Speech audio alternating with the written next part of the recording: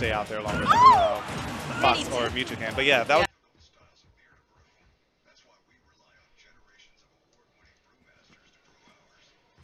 Stay out there longer than Fox or Mewtwo can. But yeah, that was.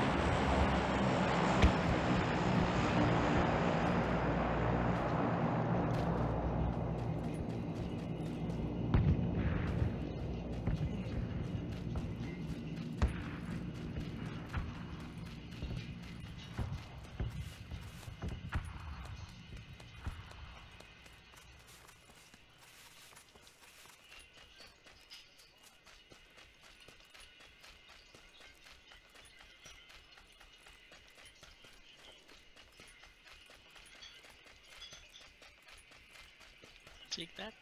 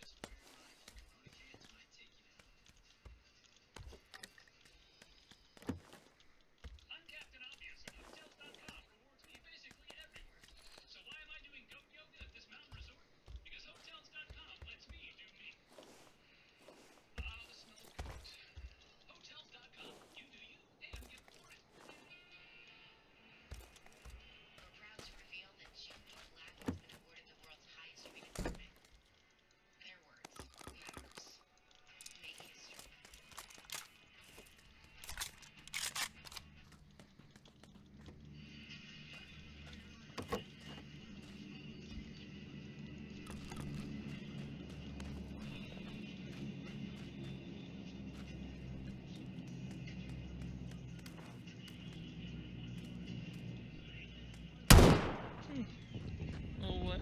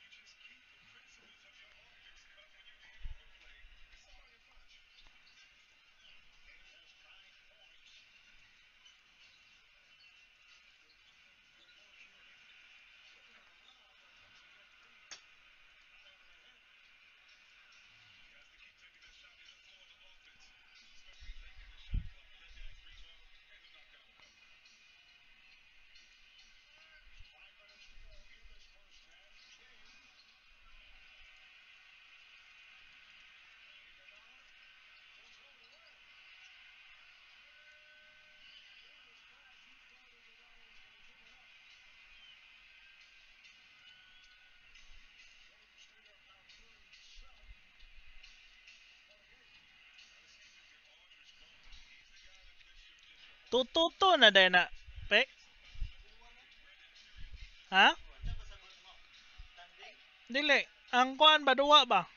Duha.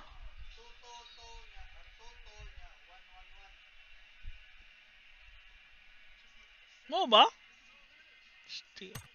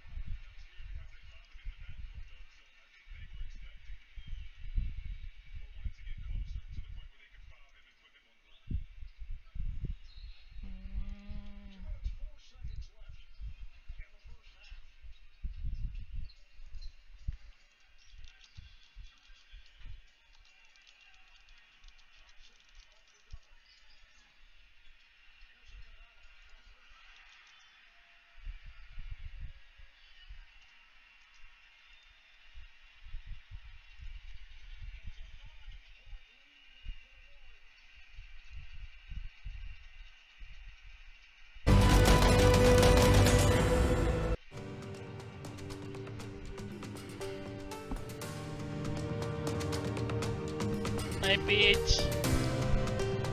Naik pitch nga team.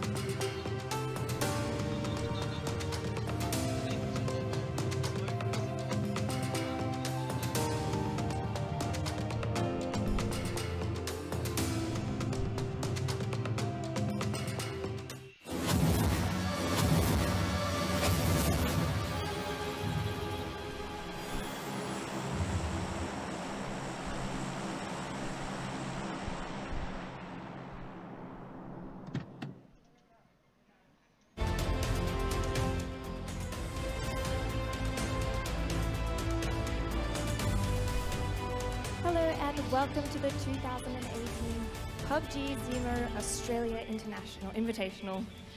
We're about to watch 20 teams from across China, Southeast Asia, Australia and New Zealand battle it out for a chance of $150,000 prize pool. This event is hosted by Hangzhou Zemo Network Technology and is partnered with SITV. We are proud to be broadcasted across China on Shanmin TV as well as on Twitch for the rest of the world. It would not be possible without our sponsors Jinding, Autofull, Asus, BenQ, Hongyuan, Intel, MSY, Chanmin TV, Konka, Shanyo Esport, Razer, Samsung, and SNJ Media Group. Today we're going to be kicking off this event by watching 5 matches of solo first-person perspective, whereas Day 2 and Day 3 we'll be watching squads in third-person perspective. The top 5s will then receive a cash prize, as well as the top 3 will be receiving a special 2018 PUBG Zemo trophy. But that's it from me for now. I'm going to hand you over to our casters, Bobby J and Xenox, to get us stuck into the first match.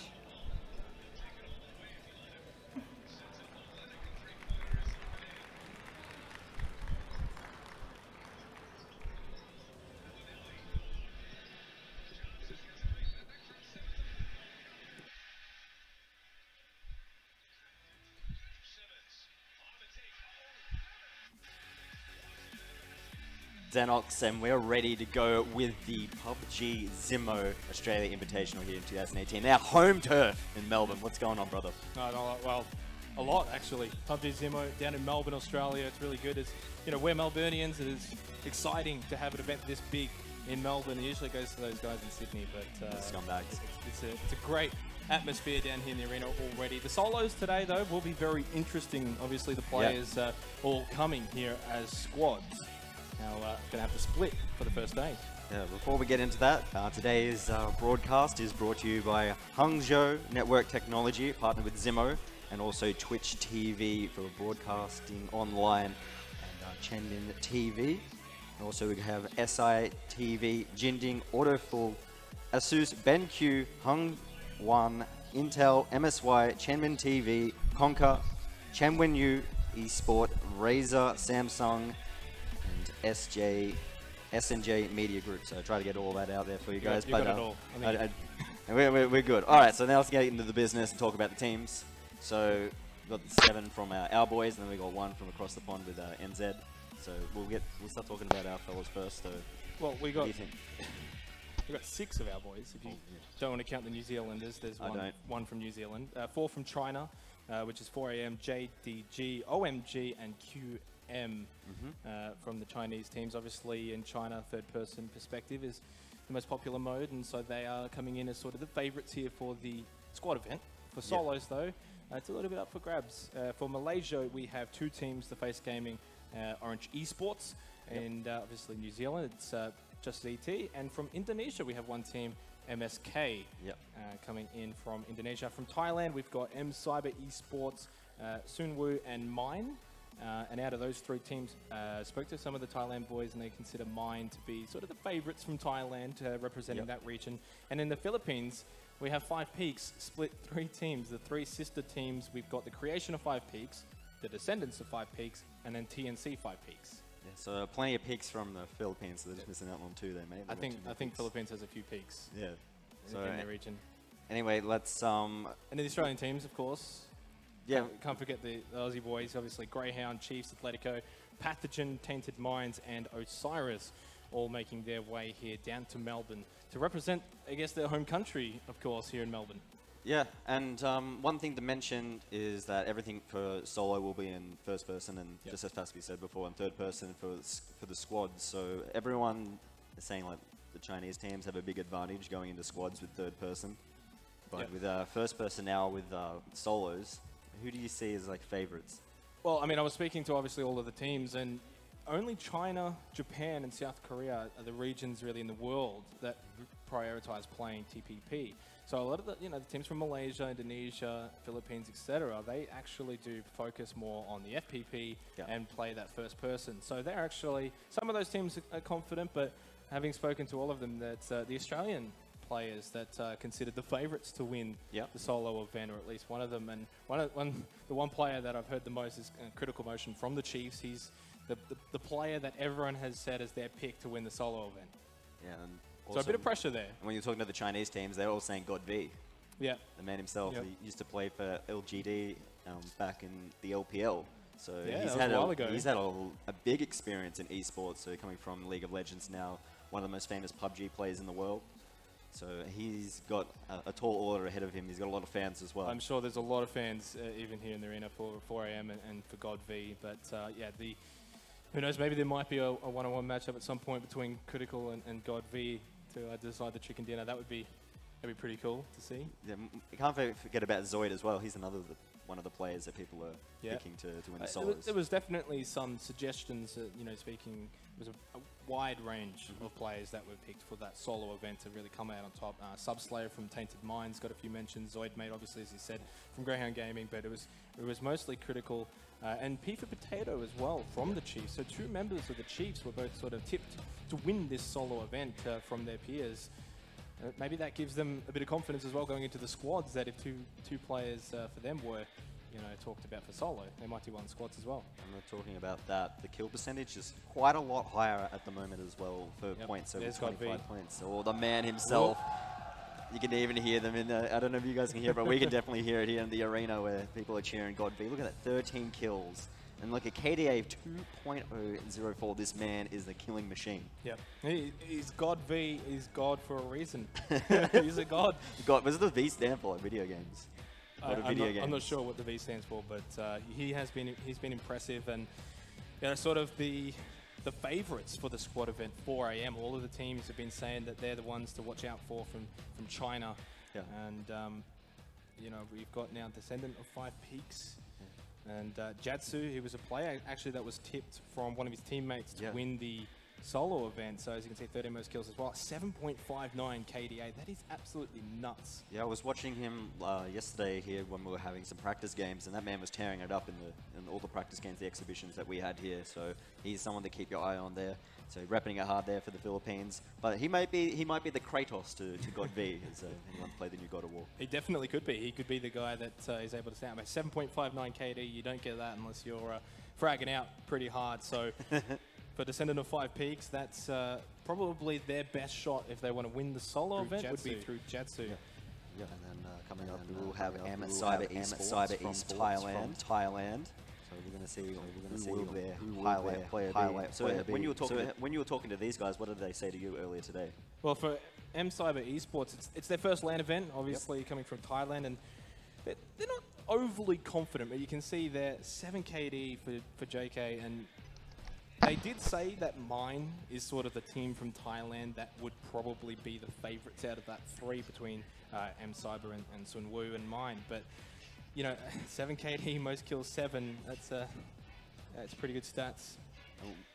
If someone from Cyber picks up the win here in Seoul and does fantastic, what a bit of momentum they'll have going further into the competition when we have squads in day 2 and day 3. I mean, anyone who, well, eventually we're going to have a winner, obviously, for the solo event, and whoever gets that is going to give a lot of confidence for the squad event. You can see a couple of the Australian teams there, Atletico and Osiris, representing Australia, but it is going to be Mine, as I was speaking about, sort of the favourites for Thailand, if you will, if they want to win the squad event. 4.38 KD for Lesser, 26 most kills in a game. Wow. That is crazy. Yeah. So if he's in the white zone early on, you can see this man just holding on and just picking people out as they come rushing through that blue zone. So Mine, the team that you were mentioning before, that everyone from Thailand was picking to win the competition. Yeah, well, I mean, I guess more so just speaking about coming from the three true. Thailand teams who, out of that region, was the most likely to. But it's you know, for the whole event, everyone's sort of thinking 4AM is the favourites coming in. A lot of pressure on them. MSK from Indonesia, the only Indonesian team here today. We'll have Meltings and 11 kills, not too bad, and KDA 7.78, so he'll be the man to look out for MSK today. So we'll see how he will go in the squad. What did you think of MSK yesterday? A lot of the other teams were saying that MSK were quite strong when we were practicing yesterday. I think they did well in scrims, I think a little bit, but there is not as much known about them. And you know, I think that, you know, when you're coming in by yourself and you don't have any other teams coming from your region, you know, it might be a little bit daunting for them. So maybe there might be a bit of nerves coming out from MSK, but yeah, I guess there's going to be some nerves from all of the players coming in for an event like this. It's absolutely huge. And then QM will be the last team we'll take a look at from China, and Yiz will be the man. So with the KDA, I'm even saying this before you get up on the screen, this man has a KDA of 8.93, the most out of any player that we've just taken a look at. So maybe this is the guy that could take down God B and the man to win solo. It definitely, you know, obviously the Chinese play, well, for solos it's a little bit different because it's in the FPP, right? So for the Chinese players, they might be at a slight disadvantage in that mode, but obviously for the squads, that's where, you know, that 8.93 KDA, as you mentioned, is going to come in favor for QM. So, and they're going to be wanting to try and fight to be the best Chinese team and knock off 4AM. You know, I've heard also OMG, they're a team from China that is considered maybe even stronger than 4AM. Well, they've both recently played in a competition just earlier, I think about a month ago. And 4AM has the best result coming into this competition. Yep. So I think OMG, they were a little bit further down the list. It was the QGC Spring Invitational. So 4AM had the best results, so they're coming in with the most momentum into this competition. Well, I mean, speaking of other teams that have got that sort of LAN experience, you know, Tainted Minds played at PGL. Two of the members from Atletico, of course, went over to Kiev to participate there internationally. So some of the Australian teams have got that experience. I know Greyhound Gaming actually play in one of the online NA leagues against some of the top organisations in... Like